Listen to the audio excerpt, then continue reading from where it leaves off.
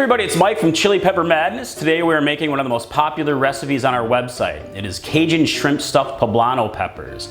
They are poblano peppers that have been roasted and stuffed with spicy seared shrimp, Manchego cheese, and goat cheese, and they are amazing. Let's check it out.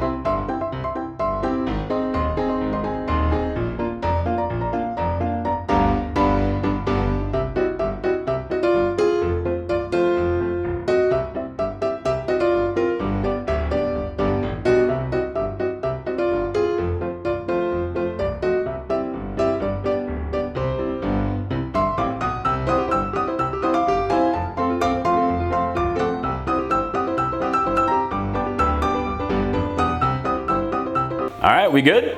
Can I eat it now? Yes.